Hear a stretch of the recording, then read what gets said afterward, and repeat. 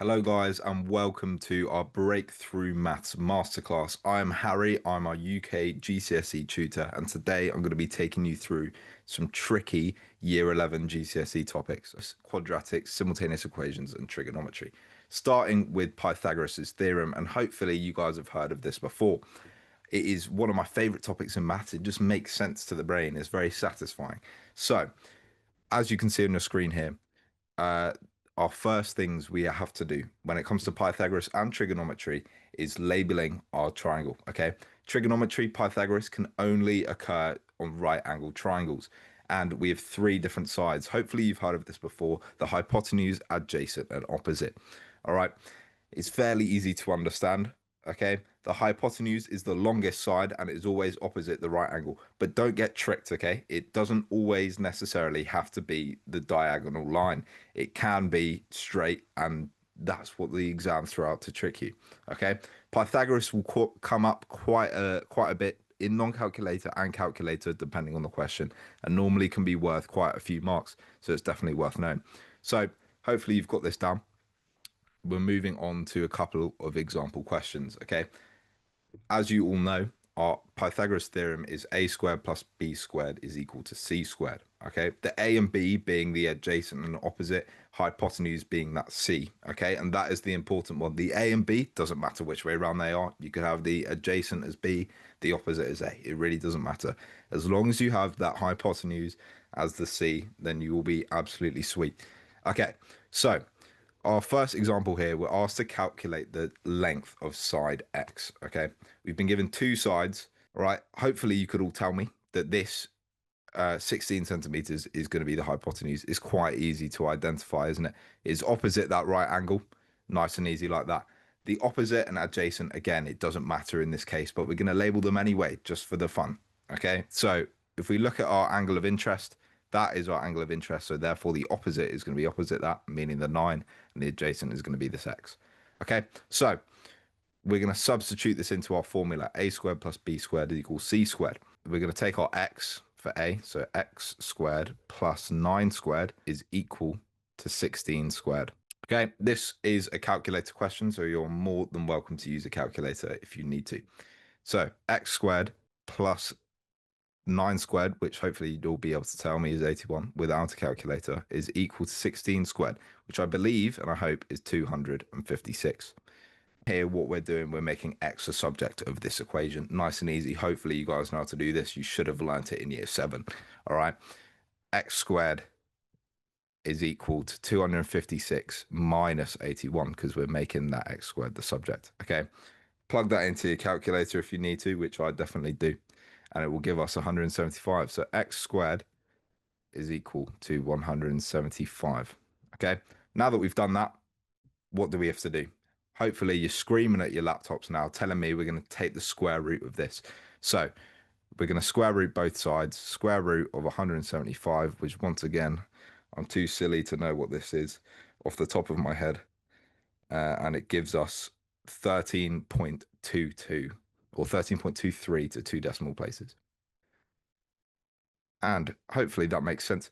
The reason we know we are not 1,000,000% wrong, okay, that our hypotenuse is still the longest side, okay? If we were to get a value of above 16 here, we'd know we're definitely wrong, because Pythagoras, he was a genius, and he knows that the hypotenuse will always be the longest side of a right angle triangle, no matter what. It doesn't matter if the adjacent is 1.2 billion centimeters long, not that it would ever be, but if it is, then our hypotenuse will always be longer than that. Okay, once again, we're asked to calculate the side of x. Okay, nice and easy. Let's try this out. So this one is actually probably a little bit easier than the one we've seen before. This one is a non-calculator question. So what we're going to do here, we're going to label our triangle once again. We've nice and easy again. That one is the hypotenuse, that x centimeters. So what we can do here, plug it into our equation. A squared plus b squared equals c squared. I'm going to run through this because it's nice and easy. Our a and b are going to be 3 and 4. So 3 squared plus 4 squared is equal to x squared. Okay. And this is called a Pythagorean triplet. Okay. It's nice and easy. You'll see this a lot, especially in foundation. Not that you guys are doing foundation, but we're going to solve this now. We've got 9 plus 16 is equal to 25. Okay. Uh, it is equal to 25, but that's not what I meant to write. Is equal to x squared. And as I've just ruined there, 25 is going to be equal to x squared. And now that we've got that, once again, we can just square root both sides to get that x is equal to 5 centimeters. Nice and easy. Okay. Right, moving on to factorizing quadratics, okay? The same process every single time, even when you bring coefficients into it. And don't get me started on the quadratic formula, but unfortunately, it's one of those topics that will come up so often, all right? So it is an essential thing to know how to do, and it's really not that difficult once you know how to do it. The way I do this is think of it as three separate things. We've got our x squared, and it's normally an x squared. We've got something x and then a number, okay? So a squared, an x, and a number. That's how I like to think of it. That number is the important thing here, because we're going to take that, in this case 14, and split it off into its factors. We're going to take two factors of 14, all right? So we're going to split it off like that. The two factors of 14 that we're looking for are those that add up to get 9, okay? So we're taking, for example, 14 and 1, that is factors of 14. If they were to add up to 9, then we'd be bang on.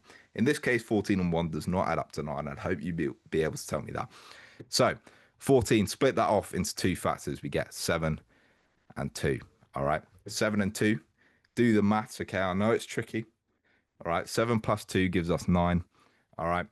And therefore, we've got that bang on. And now it's nice and easy. It's smooth sailing. Okay. All we have to do is put this into brackets. So we've got x plus 7 as one of our brackets, the other one being x plus 2.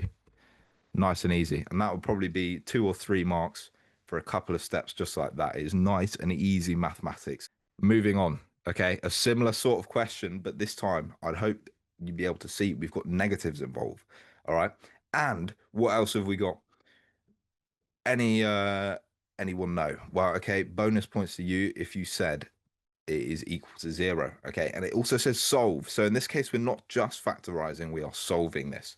And if you've never seen this before, don't worry, it is more or less an identical process as to what we did, but with a couple of steps added in.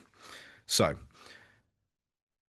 let's do this. Once again, we're going to take this minus 10 that we have and split that off into factors. This might take a minute, okay? If you don't know the direct one, it is absolutely fine. Just write them out on a list and then see which ones work. So we're looking for two numbers that multiply to get negative 10 and add together to get negative 3. So I hope you're all thinking it can't be two negatives, okay? Because two negatives multiplied together will give us a positive. So we're looking for a negative number and a positive number. So straight off the bat, we can think of our tens, okay? So it could be 10 and negative 1. Does 10 minus 1 add to get negative 3? No, it doesn't, okay?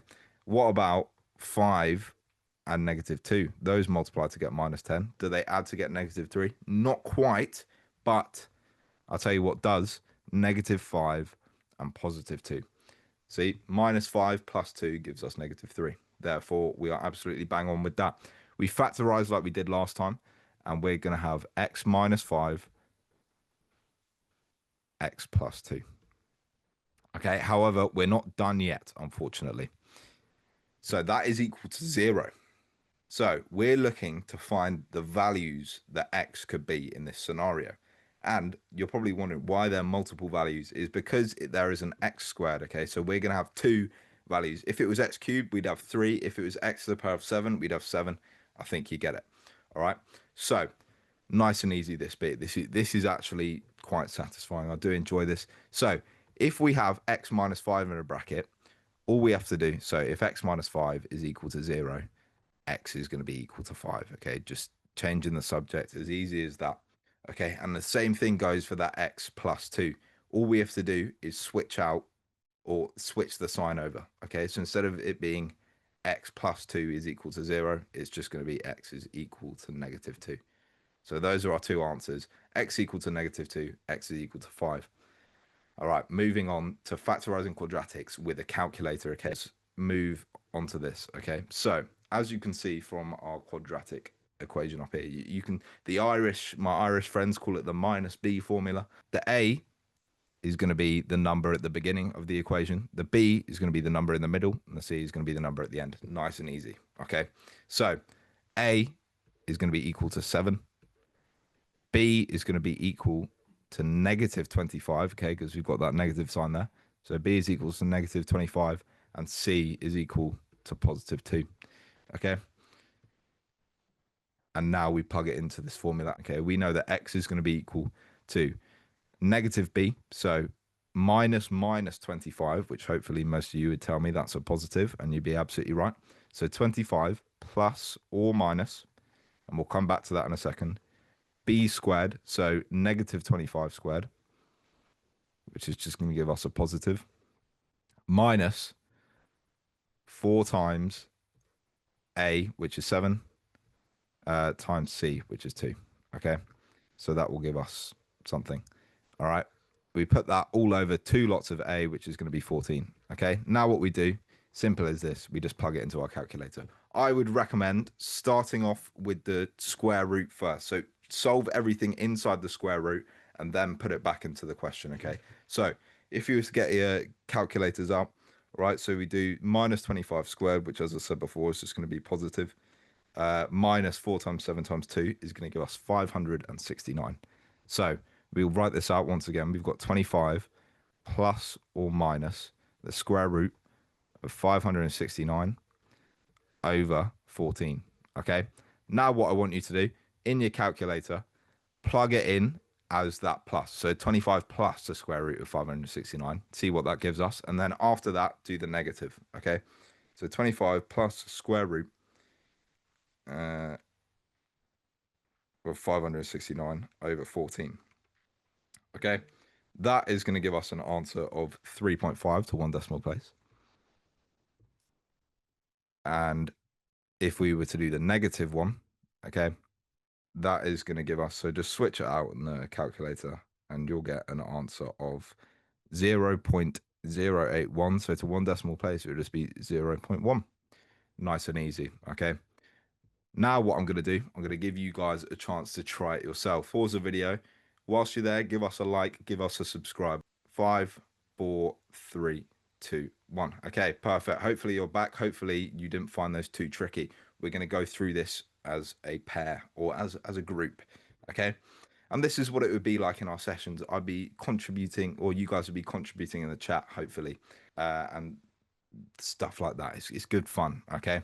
So we're going to split this minus 10 off, all right, into 2 separate things. All right. So negative 10, and we're looking to get negative 9. So nice and easy. We're going to have negative 10 and positive 1. Okay. So now all we know that our question is going to look like this. We're going to have x minus 10, x plus 1.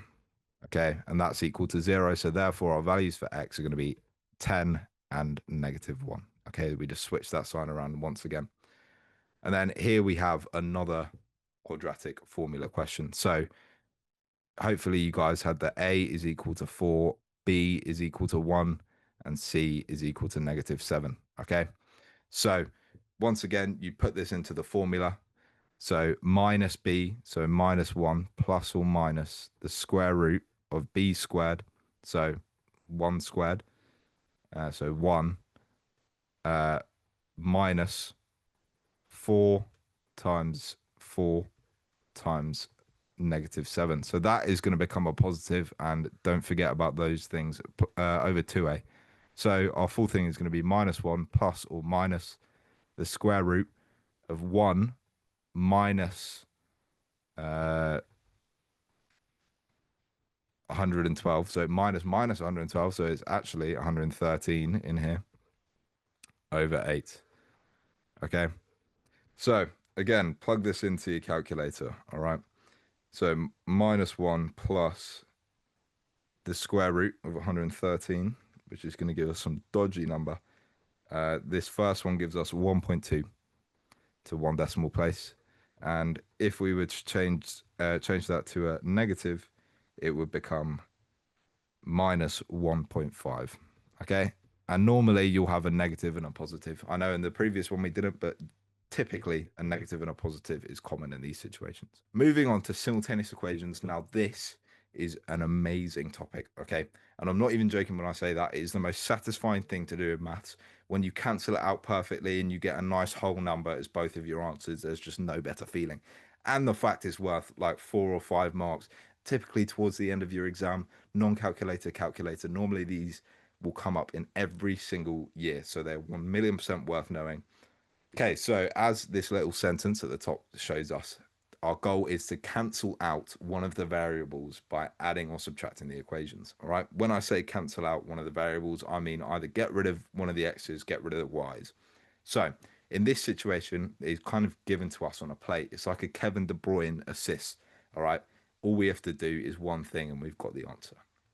So in this scenario, we can either cancel out the x's or the y's because we've got the same as in both of them. What I'm going to do, I prefer to add the equations together just because it's a little bit easier. If we add the equations together, it's going to take out those y's. All right. And you'll see why in a second. Get it? I'm sorry, guys. That was awful. Right. So x plus y is equal to 10. And then we're going to add them and we're going to have x minus y is equal to 2. All right. And I'm just copying down what I have in the question. I'm not doing anything fancy here. So add these together. Okay. X plus x. Hopefully you'd all be able to tell me that is 2x. Y plus minus y. So it's essentially y minus y, which gives us 0, which is what we're looking for. Then 10 plus 2 gives us 12. Okay. Do a little bit of division. Okay. That thing. Divide by 2 on both sides, we get x is equal to 6. Excellent. Nice and easy. Okay, now that we've got x, all we have to do is sub it back into one of these questions in order to get y. Okay, so I'm going to take this top one. So it's going to be x plus y is equal to 10. So we sub in x as 6. So 6 plus y is equal to 10. And I'd hope that most of you would be able to tell me that y is then equal to 4. Okay, you can check in the other one if you want to, but there's no point because I am a genius and we've got it right. This one is a calculator, okay, and it is a similar sort of process, although a little bit trickier. Okay, so in this one, it hasn't been given to us on a Kevin De Bruyne pass. Okay, it's more like I don't know. I'm trying to think of a Nicholas Jackson pass. Okay, not that he's a midfielder. Anyway, manipulate it to the point where we've got the same of one of the variables. And I know I'm probably speaking gibberish at the moment, so I'll just show you instead. So we're trying to get it so either the x or the y's have the same number in front of them. And in this position, it's not just one thing we have to do. We actually have to do it twice. So hopefully you've learned your lowest common multiples. All right. In this case, I'm going to take the x's. Okay. Oh, actually, you know what? I'm going to take the y's. So we're trying to get the y's to be the same number. And looking at this now, the best thing that could be is 15. The lowest number, the lowest common multiple of those would be 15. So in order to do that, we're going to have to multiply this top equation by 5 and this bottom equation by 3. Okay, so I'm going to write these out. So we've got the entire equation, by the way, not just the y's. So we're going to have 20x plus 15y is equal to 7.5 times 5, which is 37.5. Okay, nice and easy there. And then the bottom one, we do the exact same thing. So it's going to be 9x minus 15y is equal to 32.1. Okay, as you can see, we've got a positive and a negative here, and that's confusing. A positive and a negative y. So therefore, if we add the equations together again, those are going to cancel out, which is what we're looking for. So we're going to have 29x and then 15y minus 15y equals 0. And then 37.5 plus 32.1 is going to give us 69.6. Okay, and I hope I've got all of that maths right in my head. Otherwise, it's going to be majorly embarrassing, but I won't know. So now all we have to do is find the answer to x here. So it's going to be x is equal to 69.6 over 29. Okay, plug that into your calculator. You can, of course, leave it as a fraction, and I would actually recommend doing so. But hopefully a nice, easy fraction. There we go. So that gives us 12 over 5 or 2.4, whichever way you want to write it. Okay, our next step is, now that we've got this, we're going to sub it in to one of these equations at the top here. I'm going to choose the top one because it hasn't got any negatives in it. Not that it makes it any easier at all. So we're going to have 4x plus 3y is equal to 7.5. So 4 lots of 12 over 5 plus 3y is equal to 7.5. And I hope that was the equation. Yes, it was. Perfect. Okay, my memory serves me right. So if we do this multiplication, we're going to get 48 over 5 plus 3y is equal to 7.5. So what we have to do here now, and I'm running out of space, we're going to subtract that 48.5 from 7.5. Sorry, 48 over 5, sorry, from 7.5. Okay. Which is going to give us an answer of minus 2.1. Okay. So 3y is equal to negative 2.1. So now we divide by 3 on both sides to get y is equal to negative 0.7. Okay. Nice and easy. Y is equal to negative 0.7 and x is equal to 12 over 5. Once again, it doesn't matter whether or not you leave it in decimal form or fraction. I've even done both, but I'd recommend leaving them in the same whatever you do. So don't listen to me. One question here. Give this a go. Pause the screen again. So I've actually gone ahead and done this in the last 1 minute. I paused the video just to save you from having to listen to me for too long. Okay, so here are our answers. That was a terrible box, but we get x is equal to 2.5 and y is equal to 1.5. And hopefully you got that. If you got some fractions, that is absolutely fine. As long as they mean that, then you're sweet. Okay. Finally, our last topic of the day is trigonometry. Okay. SOHCAHTOA. Hopefully you've heard of that, and I'm not speaking gibberish. Okay. All of this is using right angle triangles and what the information that we have to find either the angles or the lengths of either side of the triangle. Okay. And again, that's probably me speaking gibberish. And this is a great topic. I know a lot of you find it tricky and a lot of you are scared by the word trigonometry, but I promise you it's really not too difficult. It is almost the same process for the entire question. It's actually not too bad at all. So this first example, we're asked to calculate the length of side x. Okay. Not too difficult. Right. Once again, labeling our right angled triangle is very significant here. And in this case, we actually do have to label all the sides, not just the hypotenuse. However, in this scenario, the hypotenuse is quite easy to identify. Hopefully, most of you would tell me that is this side here, and you'd be absolutely bang on. Okay. Our opposite is opposite the angle of interest. Okay. The angle of interest in this case is the one we've been told. So opposite that would be our x centimeters, and our A is going to be over here for adjacent. However, in this scenario, right, we're looking to calculate the side of the opposite. We've been given the length of the hypotenuse, and the adjacent means absolutely nothing to us. So we can just get rid of that for the time being. We don't need it. Okay. Now what we have to do is use our SOHCAHTOA chart and identify which one we should use. Okay. In this case, we've got the hypotenuse, we've got the opposite. So which one do you think we're using? I'll give you a second to think about it. And if you said SOH or sine, you are absolutely bang on. Those of you that say sin, okay, we're going to plug this into our equation. So it is sine theta, and theta just means the angle, okay, of the opposite over hypotenuse. So if we sub in the values we've been told, so sine of 30 is equal to opposite over hypotenuse. Okay, so O or X in this scenario, because we don't know, over 10. Okay, so I'm going to change that to X actually, because the O sort of looks like a 0, and it's definitely not 0, because otherwise that would give us a math error. Okay, sine 30 is equal to X over 10. What we're going to do now, make X the subject. So we're going to have to do 10 times sine 30 is equal to X. Okay, sine 30, if we to plug that into our calculator, or 10 times sine 30 into our calculator, it would give us that X is equal to 5 centimeters. And that is absolutely bang on. Okay. Fantastic. Right. Moving on. I'm going to skip that question. Actually, I'll leave it on the screen. I'm going to pause this. If you'd like to do it, okay, absolutely go for it. All right. And if you don't want to do it, that is absolutely fine. But pause your screen, come back in a second, and it will be done for you. Those of you that are neeks and attempted this question and you got 8.3 centimeters, very well done. I am joking. Those of you that attempted the question, thank you. You are great mathematicians. Those of you that didn't, you're lazy. Okay. And get involved. All right. Finally, our last question of the day. And I know finding angles. So it is a very similar sort of thing to what we did. However, we're going to have a little a different sort of process at the end. Okay, and you'll see that when we get to it.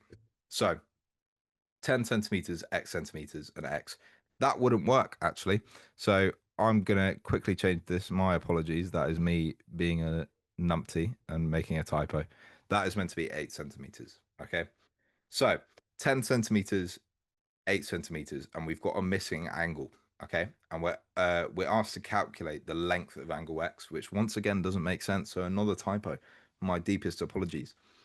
All right. So now that we've got this, all we're going to do, okay, is the exact same process. We're going to label our triangle once again. So this is clearly the hypotenuse. This side, the 8 centimeters, is going to be our adjacent, and this side down here is going to be our opposite because it is opposite that angle of interest.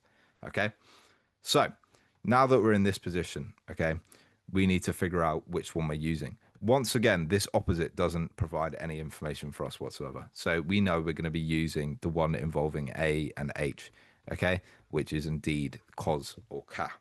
Okay, now that we've done that, all we have to do is plug this in. So it's going to be cos of theta is equal to our adjacent over our hypotenuse. All right. And our adjacent in this situation is 8 centimeters. Our hypotenuse is 10. So 8 over 10. So cos theta is equal to 8 over 10, which is the same as saying cos theta is equal to 0.8. Okay. Now, in this situation, we're like, well, what do we do here?